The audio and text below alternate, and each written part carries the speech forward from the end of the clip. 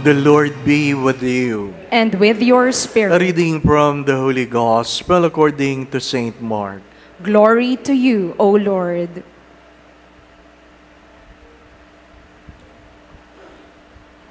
The apostles gathered together with Jesus and reported all they had done and thought. He said to them, "Come away by yourselves to a deserted place and rest a while." People were coming and going in great numbers, and they had no opportunity even to eat. So they went off in the boat by themselves to a deserted place. People saw them living, and many came to know about it. They hastened there on foot from all the towns and arrived at the place before them. When he disembarked and saw the vast crowd, his heart was moved with pity for them, for they were like sheep without a shepherd, and he began to teach them many things.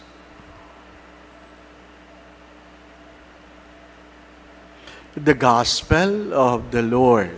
Praise to you, Lord Jesus Christ. Magandang gabi po sa inyong lahat. Yesterday, I talked about rest in the context of a servant needing renewal of selves. Rest in Tagalog, magpahinga. Magpahinga ka sa Diyos. Allow the Lord to breathe on you, remembering that you are from dust, and because God breathed on you, life came forth. Naging tao ka dahil hiningahan ka ng Diyos. So kung ikaw ay pagod, magpahinga ka. Hindi yung hihilata, kundi dumulog ka sa Diyos at sabihin mo sa Diyos, Panginoon, hingahan mo ako. Breathe on me. Breathe on me. But today, I would like to talk about rest in the context of vocation. Rest in the context of vocation. First, you have to understand rest is the prerogative of the master. Rest is the prerogative of the master, not of the servant. Ang Diyos ang nagsabi sa mga alagad, magpahinga kayo. Hindi yung alagad na nagsabing, magpapahinga kami. It is the prerogative of the master to tell the servant, come and take a rest. And when they are already in that mood of going to rest, when they disembarked, the people were there, and God was moved with pity, and He continued this work. He did not rest. Why? Because the need is more important than the rest. Magkaiba po yung career sa vocation. Your work is a career. You can always resign. You can always take a leave. You can always say, Ma'am, hindi ako papasok ngayon. You can always say that. But vocation, you cannot say that. A mother cannot say to her children, Oy, leave ako ngayon. Huwag niyo akong guluhin. Diba? Hindi pwedeng sabihin ng ina na nagdadalang tao, sabi, teka muna, ibababa muna kita. Gusto kong leave ngayon. I want to rest. Hindi. Diba? Pag nagugutom ang anak, kailangan magpadede. Sasabihin ba ng nanay, tumigil ka muna dyan, nagpapahinga ako? Hindi. Vocation has no rest. Vocation has no rest. As many times I have said this, every vocation entails three things. Purity of intentions, capacity to become, capacity to remain. Kaya po kung ikaw ay mag-aasawa, itatanong mo, bakit gusto mong mag-asawa? Kasi, Father, tumatanda na ako. Hindi yan ang dahilan para mag-asawa. Kasi, mag-asawa ka o hindi, tatanda ka. Hindi po ba? Meron bang hindi tumanda dahil nag-asawa? Wala naman. Namatay ng maaga, alam ko. Di po ba, ano? Di ba? Bakit ka Father, pagdasal mo naman ako na na makapag-asawa na. Bakit ka mag-aasawa? Kasi malungkot na ako. Dito yan sa Greenbelt. Ano sagot ko? Totoy, huwag na huwag ka mag-aasawa. Bakit naman, Father? At least ikaw pa lang ang malungkot. Di ba? Feeling mo, pag nag-asawa ka, sasaya ka? Hindi. Tanungin mo muna yung ibang mga asawa. Kung masaya sila palagi, di po ba, ano? Nung kasal lang sila masaya. Ha?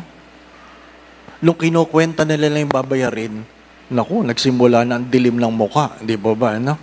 Yung iba nga, habang kasal pa lang, madilim na ang mukha, di ba, ano? Oo. Kasi, habang sila'y kinakasal, habang naglalakad yung lalaki, tinitingnan yung mga bisita, sino ito? Sino ito? Sino nag-imbita dito? Di ba? Tatanungin niya yung babae, kilala mo yun? Oo, bisita ng nanay ko yan. Di ba, na? Ilan ba naman ang kinasal nyo? Na ang bisita ninyo, kayo talaga nag-invite? Hindi. Di po ba, no? Kaya yung iba, kung gusto mong mag-asawa, tanong mo muna sa sarili mo, bakit? Pinag-aasawa ka ba ng Diyos? Ikalawa, the capacity to become.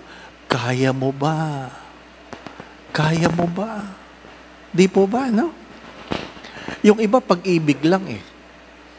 Walang pang-saing. Di ba ba, no? Pag-ibig lang, walang pang-saing. Ano ibig sabihin? Ha? Puro I love you. Pero walang kakainin. Di ba ba, no? Nando sa nanay nila, doon nakatira. Mahirap yun. You have to understand when you get married, you must leave your mother and father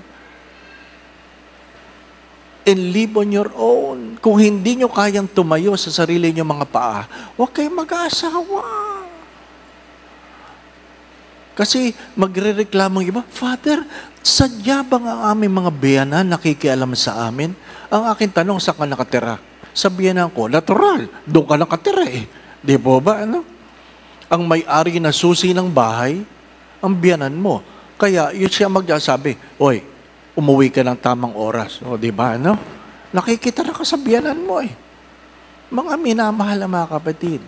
Kung hindi mo kayang tumayo sa sarili mong pa, huwag mo ka muna mag-aasawa. Di ba? Pero Father, matanda na ako. Wala namang age limit yun. Kung 80 ka magpapakasal, 80 ka, di ba? No? Oh, siguro naman, pag tinanong kita, tinatanggap mo ba ang babaeng ito bilang iyong asawa?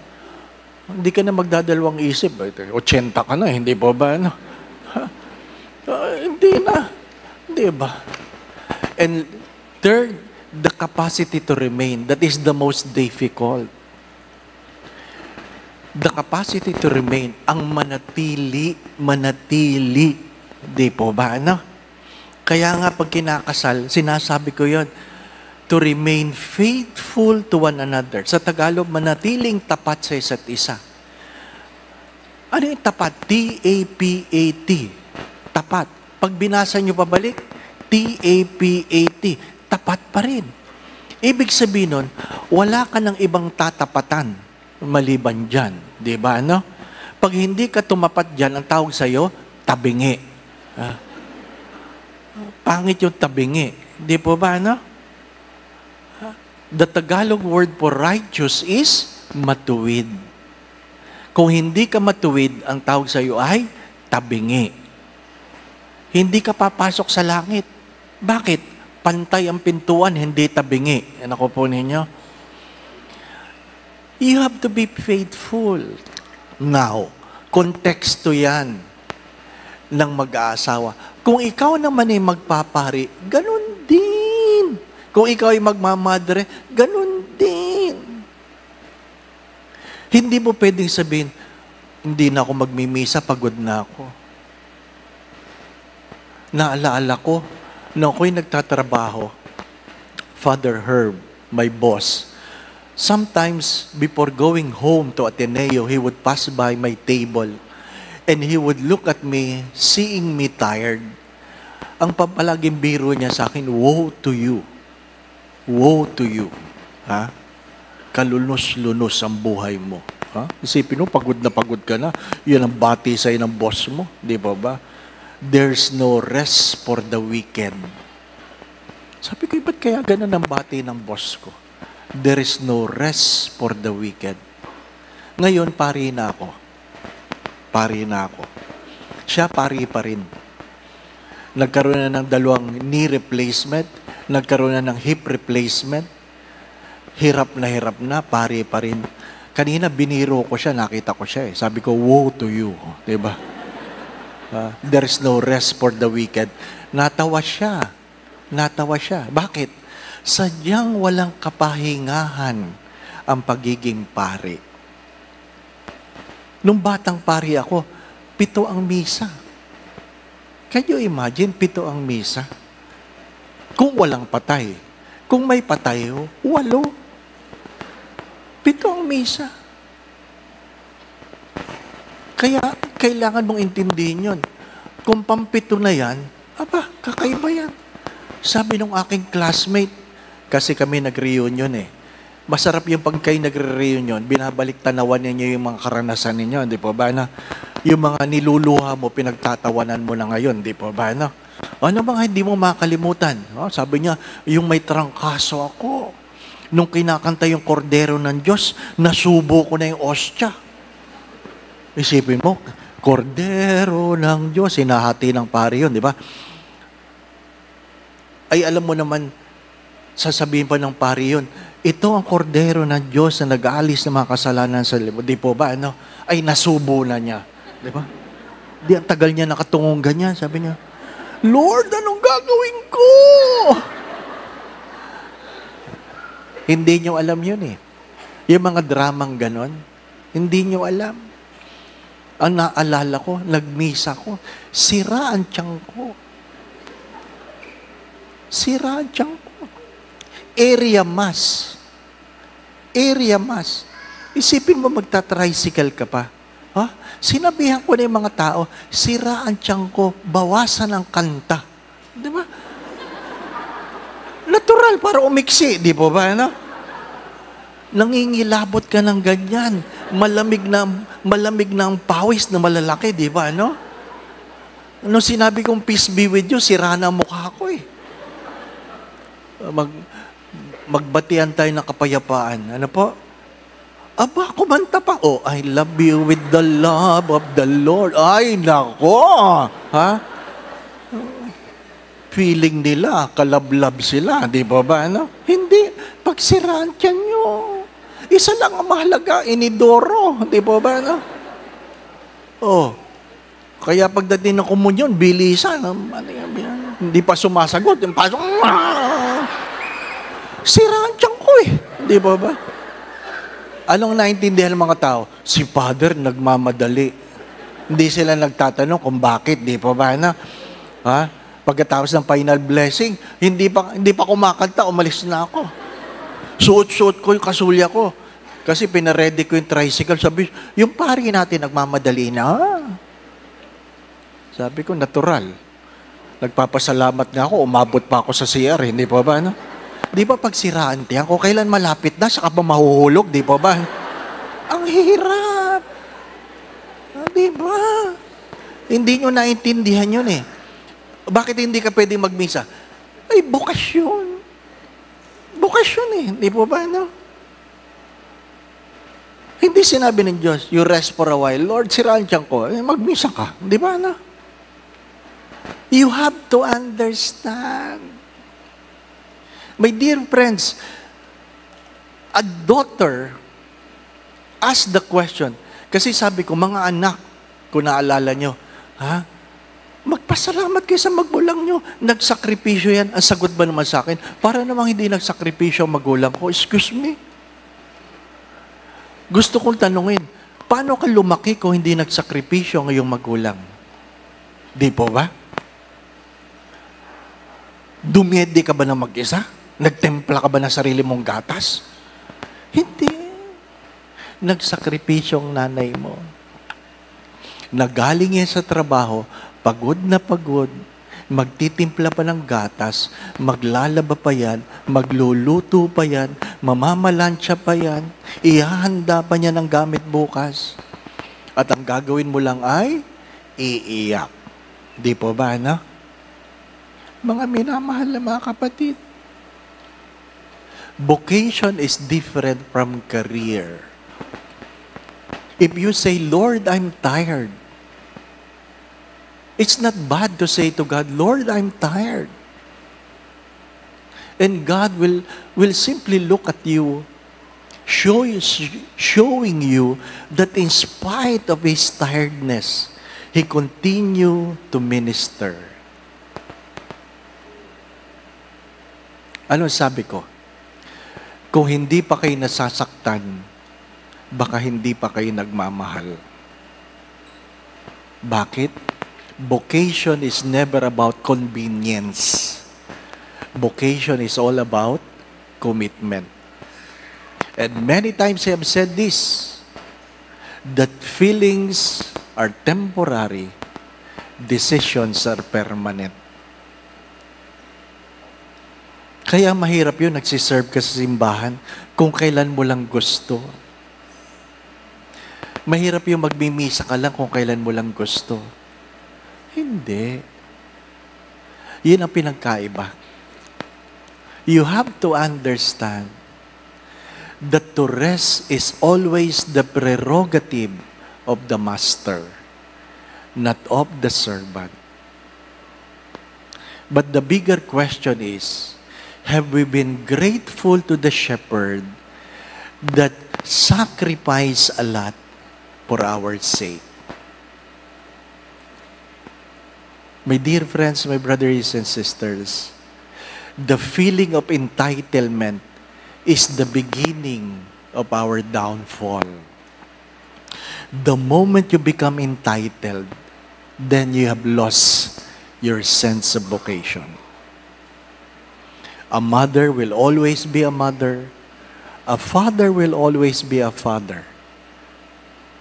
A husband, a wife, will always be a spouse, regardless. Regardless. Kaya yung nagsasabing, maghiwalay na tayo. Bakit? Ayoko na. Hindi mo naintindihan.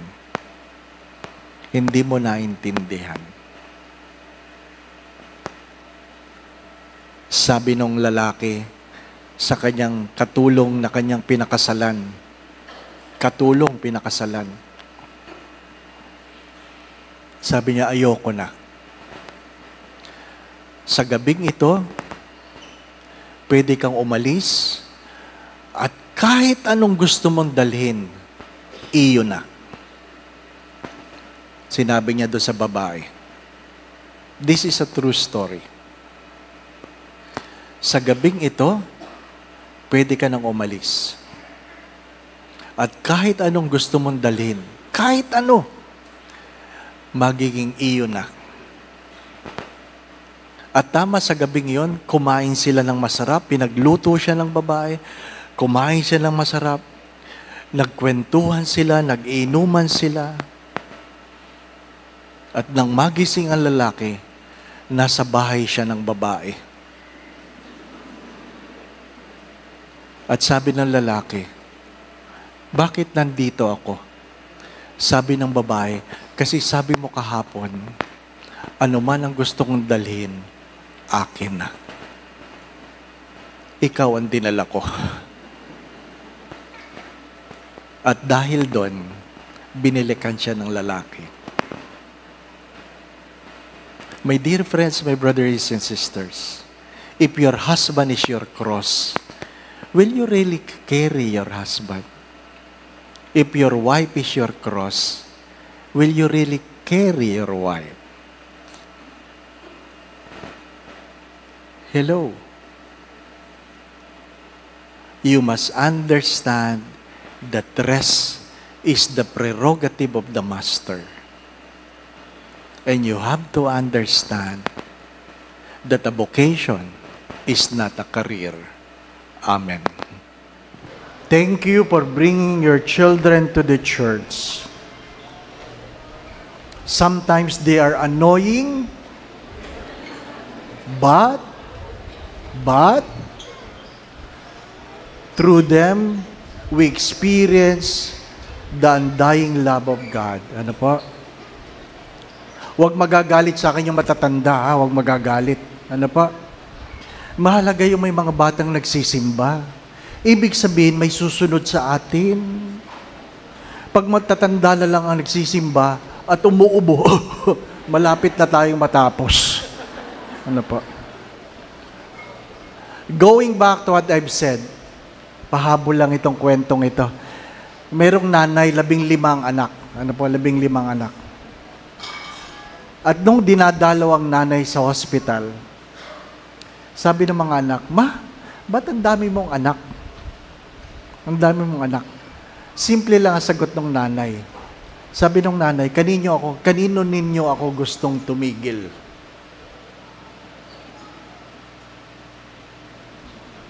O di tahimik, di po ba, na? Gusto niyo ako tumigil sa pang-8. Sabi nung pansyam, hindi na ako lumabas. Yung pala naman eh. Di ba, na? Kanino niyo ako gustong tumigil? Kung tumigil si Jesus sa Via Crucis, ibinaba ang cross. Imagine the way of the cross. Tumigil ang Diyos. Anong mangyayari sa atin? Di ba? Pagod na ako eh. Sa palagay niyo, hindi napagod ang Diyos. Napagod ang Diyos, pero hindi tumigil. Rest is the prerogative of the Master. And you have to remember this, vocation is never about convenience, but of commitment. The Lord be with you. And with your spirit. And may Almighty God bless you and your family, the Father, the Son, and the Holy Spirit. Amen. We now go in peace to love and serve the Lord. Thanks be to God.